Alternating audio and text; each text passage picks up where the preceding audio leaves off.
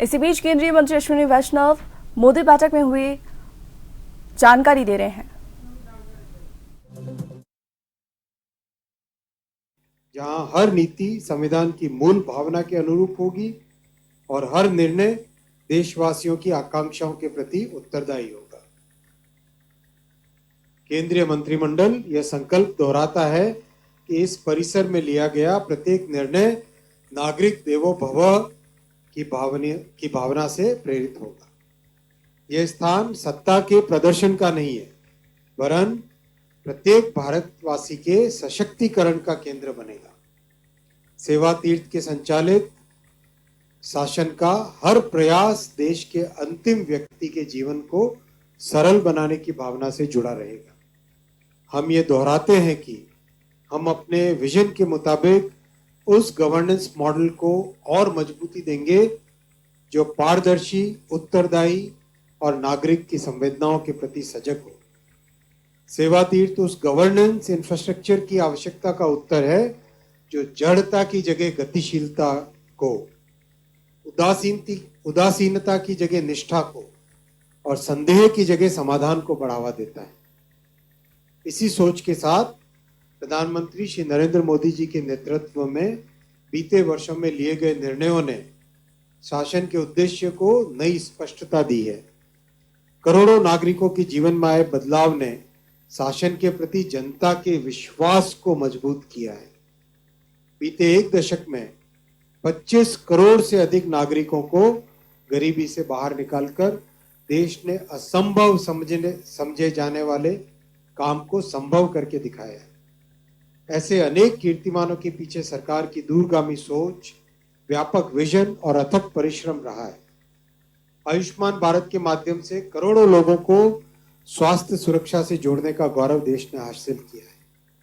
प्रधानमंत्री गरीब कल्याण अन्न योजना के तहत करीब 80 करोड़ नागरिकों तक खाद्य सुरक्षा पहुंचाकर भुखमरी के अभिशाप का अंत किया गया है।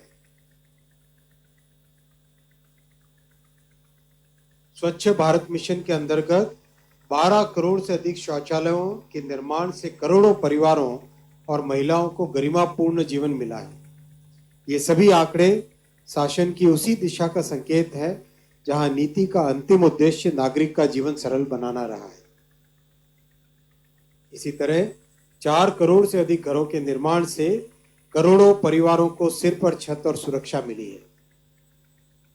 ग्रामीण क्षेत्रों में जल जीवन मिशन के माध्यम से 12 करोड़ से अधिक नए घरों तक पीने के पानी की पहुंच सुनिश्चित हुई है।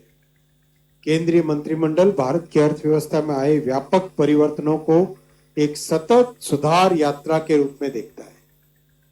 मिनिमम गवर्नमेंट मैक्सिमम गवर्नेंस के मंत्र के साथ जीएसटी, डीबीटी और डिजिटल इंडिया जैसे सुधारों ने शासन को अधिक पारदर्शी, अधिक सक्षम और अधिक नागरिक केंद्रित बनाया है।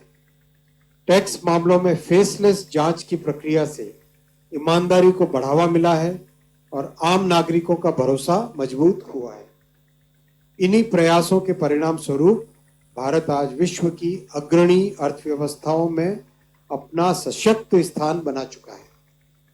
मंत्रिमंडल ये दृढ़ संकल्प लेता है कि सेवा तीर्थ की नई ऊर्जा और रिफॉर्म एक्सप्रेस की तीव्र गति से हम निकट भविष्य में विश्व की शीर्ष 3 अर्थव्यवस्थाओं में भारत का स्थान सुनिश्चित करने का संकल्प पूरा करेंगे।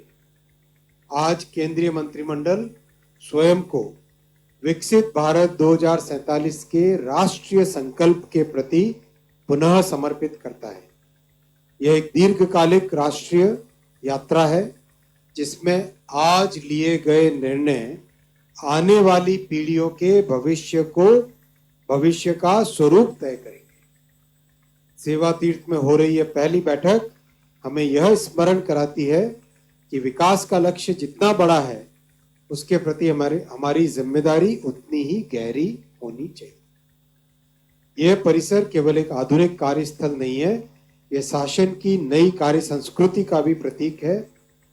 यहाँ की आधुनिक तकनीक और दक्ष कार्य प्रणाली के माध्यम से सरकार की कार्य क्षमता नई ऊंचाइयों तक पहुंचेगी। यहाँ से चलने वाली प्रत्येक फाइल और यहाँ कार्य करने वाला प्रत्येक कर्मयोगी इस भाव से प्रेरित होगा कि उसका कार्य देश के अंतिम व्यक्ति के जीवन को सरल बनाने से जुड़ा है। केंद्रीय मंत्रिमंडल यह संकल्प लेता है कि यह संसाधनों के विवेकपूर्ण उपयोग को प्रोत्साहित करेगा और सुधारों की उस निरंतर यात्रा को गति देगा जिसे देश ने बीते वर्षों में अनुभव किया है। यह पहली बैठक इस विश्वास को और सुदृढ़ करती है और सही नीति, नेक नियत और सही नेतृत्व से विकसित भारत के निर्माण का पथ निरंतर प्रकाशित होता रहेगा। सेवा तीर्थ से संचालित कार्य संस्कृति भारत को एक समर्थ, सशक्त और आत्मनिर्भर राष्ट्र के रूप में आगे बढ़ाने का आधार बनेगी।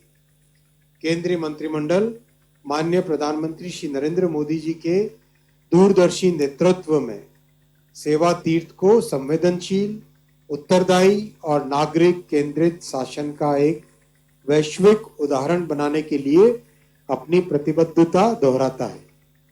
मंत्रिमंडल यह संकल्प लेता है कि 2047 तक भारत को एक समृद्ध, समर्थ और आत्मनिर्भर राष्ट्र बनाने की यात्रा में यह परिसर राष्ट्रीय आकांक्षाओं का सशक्त केंद्र बनेगा। धन्यवाद। बहुत ही महत्वपूर्ण माइलस्टोन है भारत के इतिहास में, और जो जिस स्पिरिट के साथ, जिस भावना के साथ माननीय प्रधानमंत्री श्री नरेंद्र मोदी जी की सरकार ने इन एनडीए 1, एनडीए 2 और एनडीए 3.0 में जिस तरह के काम किए हैं, वो वाकई जन जन के जीवन को बदलने वाले काम है। और जनता में सरकार के प्रति जो विश्वास पैदा हुआ है वो अभूतपूर्व है, वो आश्चर्यजनक है, और वो हमारे इतिहास में कभी नहीं था। ऐसा विश्वास माननीय प्रधानमंत्री जी की नीतियों से, उनके कार्यों से देश के जन जन में आया है। कैबिनेट ने जो महत्वपूर्ण फैसले लिए आज, उसमें सबसे पहला फैसला लिया है केरला का नाम परिवर्तन करके केरलम। दूसरा, गोंदिया से जबलपुर रेलवे लाइन को डबल करने का।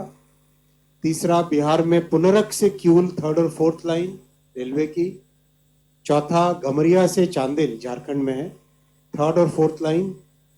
फिर श्रीनगर में नया integrated airport terminal.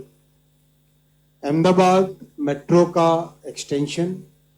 Power sector के एक बड़ा पॉलिसी डिसीजन लिया गया है, और रॉ जूट के एमएसपी का निर्णय लिया गया।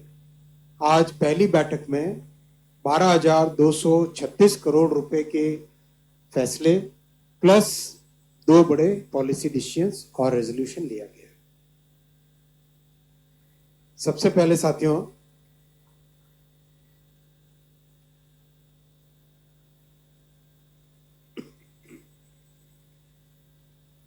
जब से भाषा के आधार पर राज्यों के डिलिमिटेशन हुए, राज्यों का निर्माण हुआ, तब से एक बड़ी डिमांड थी कि केरला का नाम केरलम होना चाहिए, जो कि मलयालम भाषा में केरलम कहा जाता है, इसलिए इसका नाम केरलम होना चाहिए। ये बड़े लंबे टाइम से डिमांड रही है। इस डिमांड को आज यूनियन कैबिनेट ने अप्रूवल दिया, और इसका एक पूरा प्रोसेस है जिसमें राज्य सरकार और राज्य की विधानसभा का भी बड़ा रोल है। तो राज्य की विधानसभा के अनुमति, उनके निर्णय और केंद्र सरकार के निर्णय, और उसके बाद में पार्लियामेंट में इस पूरे निर्णय की प्रक्रिया रहेगी। और आज इस फैसले के बाद में माननीय राष्ट्रपति जी Kerala alteration of name bill 2026 ये राज्य की विधानसभा के पास भेजेंगे, इसको आगे बढ़ाने के लिए। और उनके राज्य की विधानसभा के निर्णय के आने के बाद में भारत सरकार इसमें अगला स्टेप लेगी। पार्लियामेंट में जाएगा ये बिल, लेकिन राज्य की विधानसभा के अनुमति के बाद।